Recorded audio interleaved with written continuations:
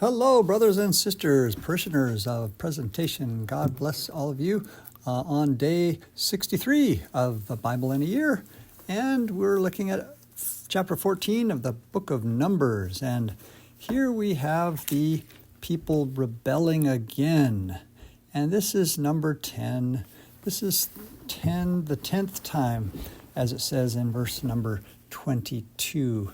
And this is the final, complaining attitude that these people of Israel have, and it is, after they reconnoiter and spy out the land, they've decided that they're, despairing, and they're not going to attack. They're not going to trust God that He's brought them this far, and that God would help them as they go into the land of Canaan.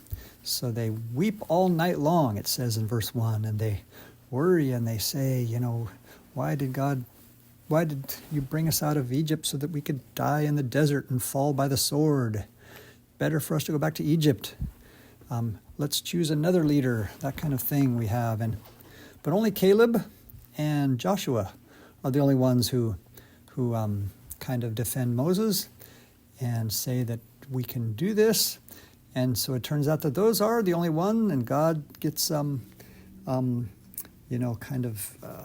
maybe impatient with all the others, and He promises that those two, as it says in verse 30, those two, Caleb and Joshua, are going to be the only ones of all that whole generation who will go into the land, the promised land. All the other ones died and passed away, and so that was their punishment. That, because they, after 3 years in the desert, they got to the edge of the promised land and they refused to enter. They refused to go up and take it. They were condemned to 38 more years of wandering in the desert. And as Father Michael Schmitz said, that's kind of interesting that they kind of prefer not to engage. They prefer not to attack. Aren't we like that sometimes, all of us?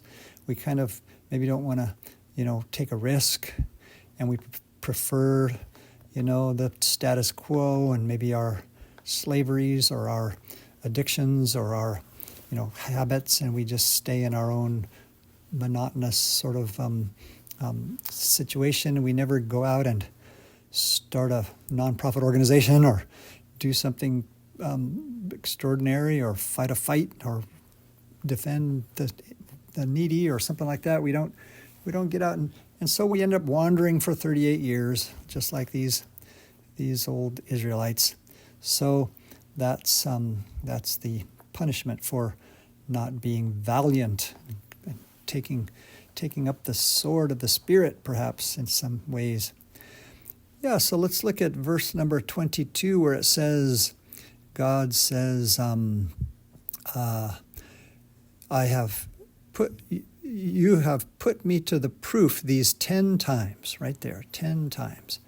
And my footnote here in my Bible has a list of them. They complained at the Red Sea. They complained at the waters of Marah when it was bitter water. They complained of hunger. They complained of thirst. They complained at the time of the golden calf. They complained at Taberah. They complained about that they didn't have meat.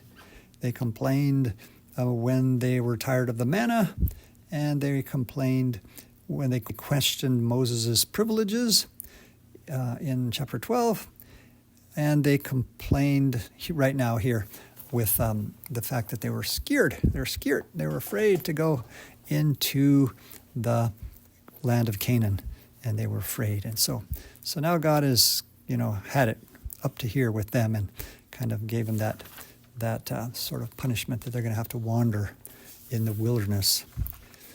All right. And let's go to Deuteronomy chapter 12, and here we see some, chapter 12, and the word that keeps popping up in this chapter is places. Places. And in all religions there's holy places.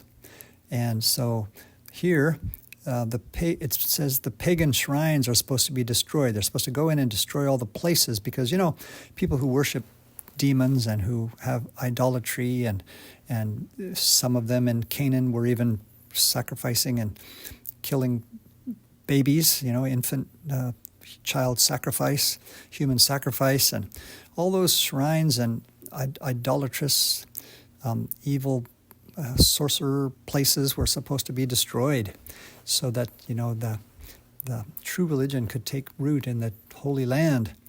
And but then in verse 5, there's a really interesting little verse that's kind of a prophecy of what's going to come later, and that is a place where all the tribes would gather, and to put his name and make his habitation there. There shall you go.